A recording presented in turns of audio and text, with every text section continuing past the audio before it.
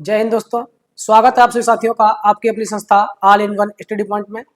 दोस्तों, आज हम लेकर आए हैं आपके लिए रीजनिंग का बहुत ही महत्वपूर्ण चैप्टर डाइस यानी पासा, जहां से आपको SSC, GD, railway, NTPC, LP सभी वनडे एग्जाम में आपको एक या दो प्रश्न देखने को मिलते हैं। तो साथियों, बिना देर के आज शुरू करेंगे आज का अपना चैप्टर पासा। देखते हैं इसमें हम सीखेंगे कितने प्रकार से आपके प्रश्न पूछे जा सकते हैं और कौन कौन से प्रश्न पूछे जाएंगे। तो जो भी प्रश्न साथियों पूछे जाते हैं वो सभी टाइप आपको हम धीरे धीरे वन बाय वन करवाएंगे। तो शुरू करेंगे आज के अपने चैप्टर को और बढ़ेंगे पासा की ओर। पासा होता क्या है साथियों? तो आप जानते हैं जो घरों में आप लूडो खेलते हैं, ठीक है, सांप सीढ़ी खेलते होंगे, तो उसमें जो आपका पासा होता है खेलने के लिए जो हम लोग उछालते हैं, वही पासा हमको यहाँ पर पढ़ना है। ठीक है, ये आप चित्र देख रहे होंगे, ये पासा ही है। पासा एक घन है, ठीक है। पासा होता क्या है? बेसिकली एक घन ही तो है, क्योंकि घन जो होता है बिल्कुल सेम ऐसा होता है। ये रहा आपका घन, तो इसलिए पासा भी क्या है? एक घन है। और घन में कुल 6 सतह होती हैं, ठीक है। जो घन है उसमें 6 सतह होती हैं। जो घन होगा आपका वो एक कमरे के आकार का होगा, ठीक है। जैसे कमरे में 4 दीवारें होती हैं, एक छत होती है और एक फर्श, कुल मिलाकर के 6 सतह उसमें भी होती हैं और कुल मिलाकर के 6 सतह इसमें भी होंगी, ठीक है। तो चाहे पासा हो चाहे घन हो, बात एक ही है। पासे में क्या होता है? इन सभी सतहों पर, ठीक है, सभी सतहों पर अंक लिखे जाते हैं, 1 2 3 4, ठीक है। इस प्रकार से आपको 1 से लेकर के 6 तक अंक मिलेंगे, ठीक है। 1 से लेकर 6 तक अंक मिलेंगे। प्रत्येक सतह पर कोई ना कोई अंक आपका दिया जाता है और यही हमको ज्ञात करना होता है कि किस अंक के विपरीत कौन सा अंक दिया गया है, ठीक है। इसी प्रकार के प्रश्न हमसे पूछे जाते हैं। तो साथियों, सबसे पहले हम सीखेंगे पासा के बारे में कुछ बेसिक कॉन्सेप्ट, जनरल नॉलेज। क्या होता है? तो पासा एक घन हो गया और घन में कुल 6 सतह हो गई, ठीक है। कुल मिलाकर के 6 सतह हो गई, एक ऊपर, एक नीचे, एक दाएं, एक बाएं, एक पीछे और एक सामने, ठीक है। कुल मिलाकर के 6 सतह हैं। इन सतहों के नाम आपको यहाँ पर दिए गए हैं, EFGH, ठीक है। ये आपका हो गया EF और GH, ये एक सतह हो गई, एक सतह ये हो गई EFGH। इसी प्रकार दूसरी सतह ये हो जाएगी, फिर तीसरी ये हो जाएगी, फिर चौथी ये हो जाएगी और पांचवी ये वाली हो जाएगी पीछे साइड की और छठी हो जाएगी नीचे वाली, ठीक है। कुल मिलाकर के 6 सतह हो जाएंगी और इनके ये आपको नाम दिए गए हैं 6 सतहों के। दूसरा पॉइंट है, हमेशा एक सतह 4 सतह से सटी होती है, ठीक है। इसमें होता क्या है? एक सतह विपरीत होगी तो बाकी जो सतह बची हैं 4, वो इसकी सटी हुई सतह होंगी। सटी हुई का मतलब निकटवर्ती, इसको हम कह सकते हैं निकटवर्ती सतह, ठीक है। निकटवर्ती सतह, सतह को फलक भी कहा जाता है, सतह को फलक भी कह सकते हैं, ठीक है। ये हो जाएंगे। कह रहा है हमेशा एक सतह 4 सतह से सटी होती है, ठीक है, ये बात समझ में आई।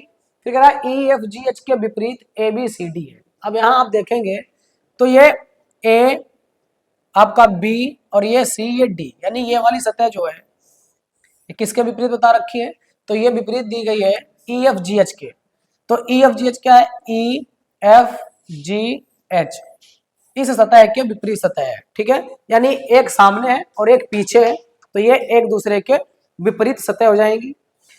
फिर कह रहा है और आगे भी इसी प्रकार है, BCFE घन की ऊपरी सतह है, तो ये ऊपरी हो जाएगी BCFE और निचली सतह हो जाएगी ADGH, ठीक है। इस प्रकार से आपको कुल मिलाकर के 6 सतह दी गई हैं। और इसमें क्या होता है? 6 सतह हो गई साथियों और कोने होते हैं। कोने पूछे जाते हैं कितने होते हैं, ठीक है। तो कोने हो जाते हैं 8। कोने जो होंगे शीर्ष होते हैं, ठीक है, शीर्ष होते हैं। तो आप देख रहे हैं ये आपका एक कोना है, एक कोना ये है, एक ये है, एक ये, 4 ऊपर हो गए। इसी प्रकार 4 कोने आपके ये नीचे होंगे, ठीक है।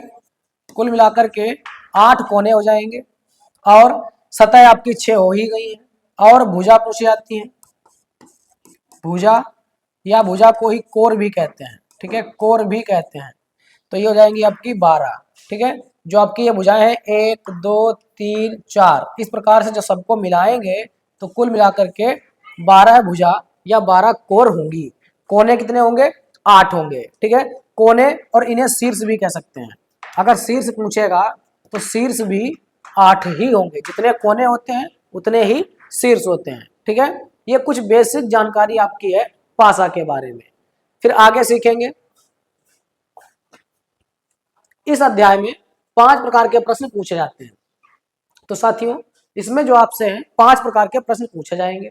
अब कौन कौन से टाइप आपको दिए गए हैं, ठीक है। सबसे पहला टाइप दिया गया जब एक पासा की केवल एक ही सतह दी जाती है। ये पहला टाइप दिया गया साथियों, जब एक ही पासा होगा और उसकी केवल एक इमेज, एक चित्र यानी एक फोटो आपको दी जाएगी, ठीक है। इस टाइप में आपसे पूछा जाएगा कि किस अंक के विपरीत कौन सा अंक है।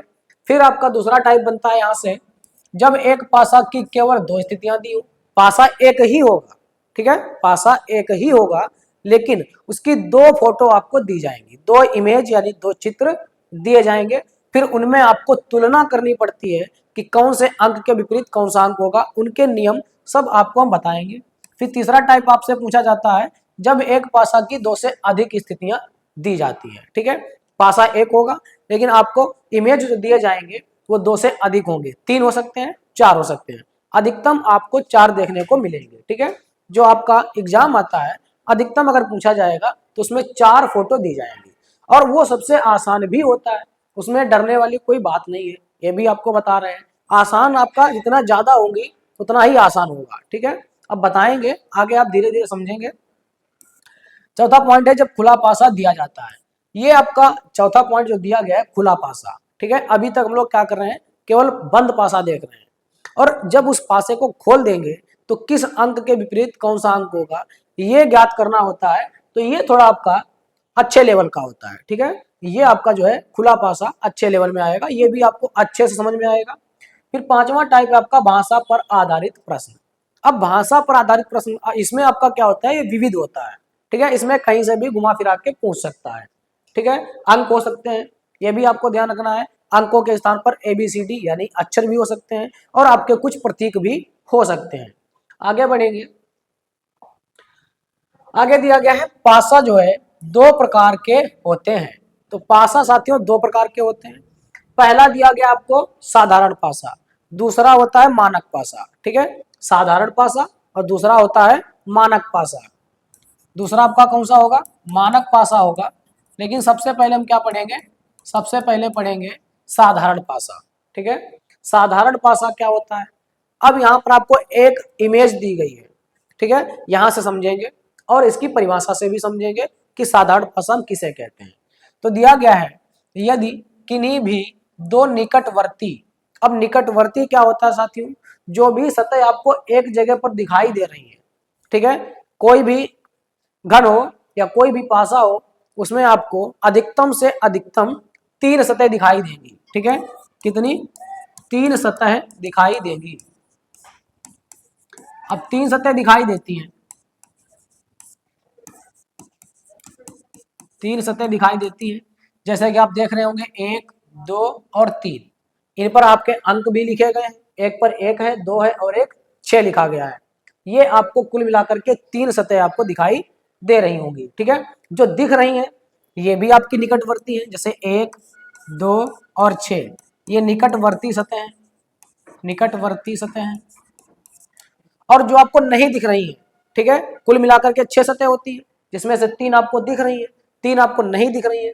जो 3 आपको नहीं दिख रही है तो वो कौन कौन सी बचेंगी, तो वो हो जाएगा आपका 3 4 और 5, ठीक है। ये भी आपस में क्या है, ये भी निकटवर्ती है, निकटवर्ती सतह है। जो दिख रही है ये भी निकटवर्ती है, और जो नहीं दिख रही है इसके पीछे है वो भी क्या है, वो भी निकटवर्ती सतह है।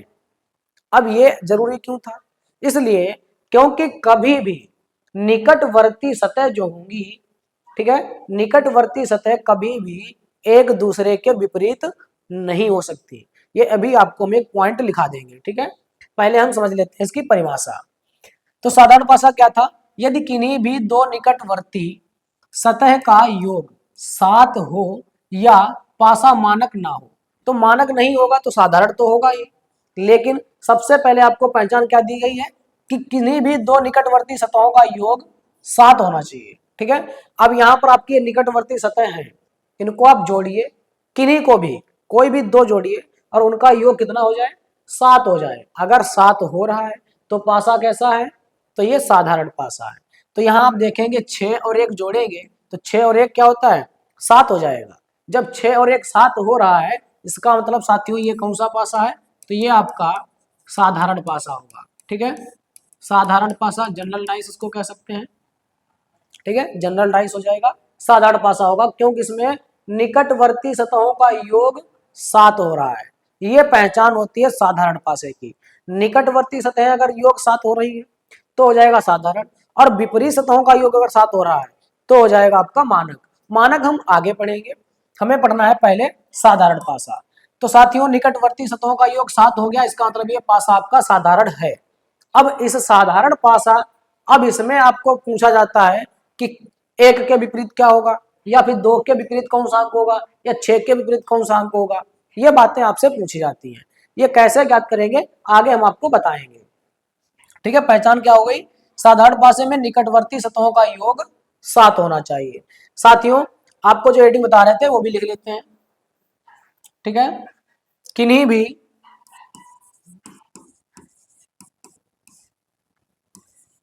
कोई भी आपकी जो दो निकटवर्ती सतह होंगी, ठीक है, जो भी निकटवर्ती सतह है आपकी, ये कभी भी एक दूसरे के विपरीत नहीं हो सकती।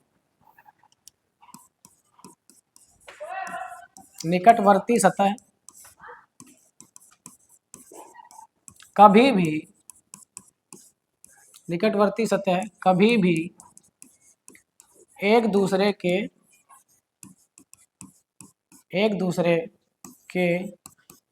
विपरीत नहीं हो सकती। ठीक है, निकटवर्ती सतह जो होंगी आपकी कभी भी एक दूसरे के विपरीत नहीं हो सकती हैं। जैसे जैसे आपको दिया गया है, जैसे ये 2, 1 और 6 ये निकटवर्ती हैं, तो यदि हम आपसे पूछे कि 2 के विपरीत क्या होगा, तो 2 के विपरीत आपका कभी भी 6 और ये 1 नहीं हो सकता। ये कभी भी नहीं होगा। क्यों नहीं होगा, क्योंकि ये निकटवर्ती है, और जो निकटवर्ती होगी वो सतह कभी भी विपरीत नहीं हो सकती, और जो विपरीत होगी वो कभी भी निकटवर्ती भी नहीं हो सकती। बिल्कुल इसका उल्टा। ठीक है, जो निकटवर्ती सतह है वो कभी भी विपरीत नहीं होगी, और जो विपरीत सतह होंगी वो कभी भी निकटवर्ती नहीं हो सकती। ये भी आपको ध्यान रखना है। और ये भी ध्यान रखना है कि कोई भी सतह, ठीक है, जो निकटवर्ती है और या विपरीत है, वो दो सतह कभी भी एक साथ गायब भी नहीं होंगी। ये आपको खुले पासे में हम समझाएंगे और बताएंगे। तो साधारण पासा हमने पढ़ लिया, आगे पढ़ेंगे साथियों मानक पासा। ठीक है, फिर प्रश्नों को हल करेंगे, कैसे प्रश्न आपसे पूछे जाते हैं। अगला दिया गया आपको मानक पासा। ठीक है, अब मानक पासा क्या है, स्टैंडर्डाइज इसको बोलते हैं। मानक पासा की पहचान आपको दी गई है, परिभाषा पढ़ते हैं साथियों। कह रहा है यदि प्रत्येक दो विपरीत सतह का योग 7 है। ठीक है, कोई भी दो विपरीत सतह है, जैसे यहाँ पर देख लीजिए आपको दिया गया है 1 2 3, ये निकटवर्ती आपको दिख रही है, क्या विपरीत आपको दिख रही है, तो आप कहेंगे नहीं, विपरीत सतह आपको दिख तो नहीं रही है। तो आप कैसे पता करेंगे कि 1 के विपरीत 6 है, कैसे पता करेंगे। ठीक है, जब आपको पता चल जाए कि 1 के विपरीत 6 है, तभी तो आप इसको कह सकते हैं कि ये आपका मानक पासा है, क्योंकि इसकी विपरीत सतहों का योग 7 हो रहा है। लेकिन ये तब पता कर पाएंगे जब आपको विपरीत की सतह दिखाई दे, और हमने आपको बताया कि अधिकतम से अधिकतम आपको 3 सतह ही दिखाई देंगी।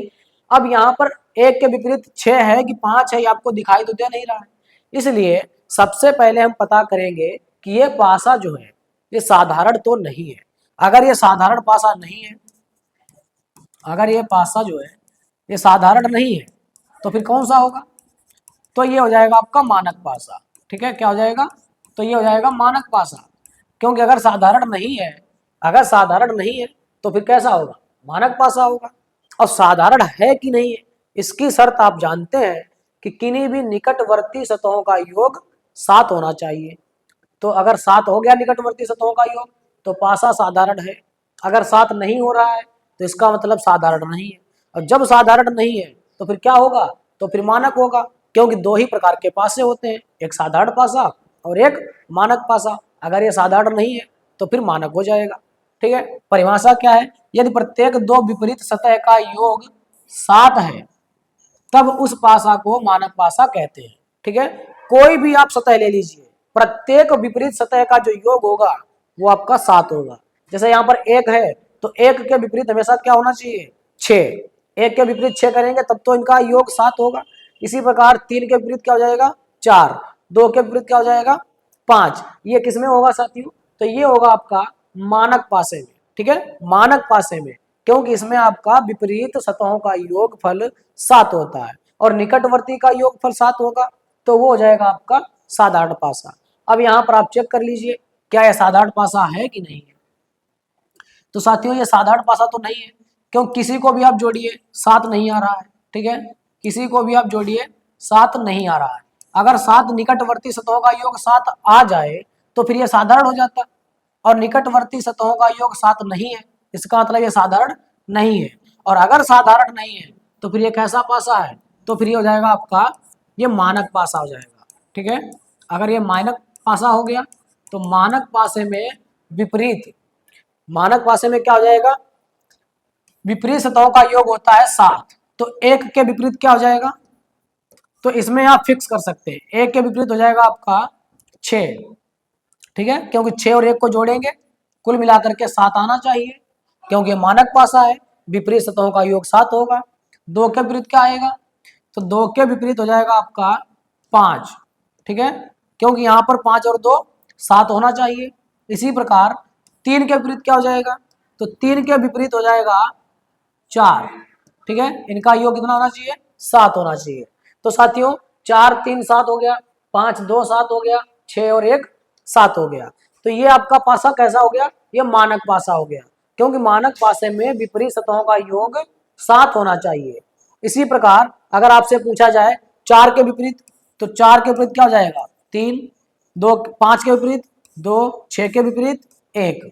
ठीक है, जिस प्रकार हमने 1 के विपरीत 6 किया है, ऐसे 1 के विपरीत 6 और 6 के विपरीत 1 भी हो जाएगा। ठीक है, इनका इनवर्स उल्टा भी हो जाता है। ये हो गया आपका मानक पासा। मानक पासे में आपको ध्यान रखना है विपरीत सतहों का योग कितना होता है, तो 7 होता है। और साधारण पासे में निकटवर्ती सतहों का योग 7 होता है। विपरीत सतह में आपको जब ज्ञात करना होता है मानक पासे में, तो आपको ध्यान रखना है कि इसमें फिक्स हो जाता है, इसमें आप आंसर दे सकते हैं बिल्कुल एग्जैक्ट। ठीक है, लेकिन साधारण पासे में आपको संभावना के आधार पर प्रश्न हल करने पड़ेंगे। क्यों, क्योंकि उसमें आपका निकटवर्ती सतहों का योग 7 होता है, और निकटवर्ती सतह अगर आप बदल भी देंगे, यहाँ पर 3 है, इसको जगह पर यहाँ कर दें तो कोई फर्क नहीं पड़ेगा। ठीक है, इसलिए उसमें हम क्या करेंगे, केवल संभावना के आधार पर प्रश्न को हल करेंगे, एग्जैक्ट आंसर आपका वहां पर नहीं आएगा। जैसे समझते हैं। ठीक है, ये आपको दिया गया पहला टाइप। टाइप फर्स्ट आपका क्या था, जब एक पासे की केवल एक ही स्थिति दी जाए। ठीक है, जब एक पासा दिया जाए और उसकी केवल एक ही फोटो आपको दी जाए, ऐसी स्थिति में हम प्रश्न को कैसे हल करते हैं, तो ये आपको दिया गया है। ये तरीका देखिए, बेसिक कॉन्सेप्ट है, बिल्कुल अच्छे से समझाएंगे। तो साथियों ऐसे प्रश्नों को कैसे हल करेंगे, जब केवल आपको पासे की एक स्थिति दी जाए। कह रहा जब एक पासे की केवल एक स्थिति यानी चित्र दी जाती है, तब हम विपरीत सतहों के बारे में पता नहीं लगा सकते। ठीक है, तो विपरीत सतहों के बारे में पता नहीं लगा सकते। क्यों, क्योंकि यहाँ पर 3 सतह गायब है, और 3 सतह में से आपकी कोई भी सतह हो सकती है। ठीक है, क्योंकि ये संभावना के आधार पर हल होंगे। यह प्रश्न संभावना के आधार पर हल किए जाते हैं। निकटवर्ती सतहों के विपरीत छिपी हुई सतह होती है। अब ये फिक्स है कि जो भी निकटवर्ती सतह हैं 2 3 और 4, ये आपकी निकटवर्ती सतह है। ठीक है, निकटवर्ती सतह कौन सी हो गई, तो निकटवर्ती सतह हो गई आपकी 2, 3 और 4। ये निकटवर्ती हो गई जो आपको दिख रही है, और आपकी जो अदृश्य है जो आपको नहीं दिख रही है, वो निकटवर्ती कौन कौन सी है, तो निकटवर्ती सतह आपकी जो नहीं दिख रही है वो कौन सी हो जाएंगी, तो 2 3 4 को छोड़िए, बचा क्या, 1, 5 और 6। ठीक है, ये भी निकटवर्ती सतह है, ये भी निकटवर्ती सतह है, लेकिन ये आपकी जो है सामने दिख रही है और ये आपको दिखाई नहीं दे रही है। अब आपको ये ध्यान रखना है, ये दृश्य है, इन्हें आप अदृश्य कह सकते हैं क्योंकि आपको दिखाई नहीं दे रही है।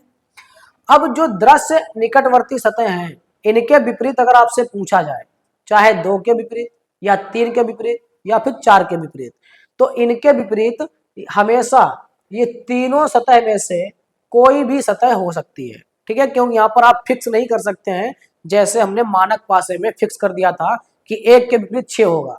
क्यों होता है, क्योंकि उसमें हमको पता है कि विपरीत सतहों का योग 7 होना चाहिए, तो 1 के विपरीत 6 हो जाएगा, तब तो 6 और 1 7 होगा। लेकिन इसमें ऐसा कुछ होता नहीं है, इसलिए इसमें आपको संभावना के आधार पर प्रश्न को हल करना पड़ता है।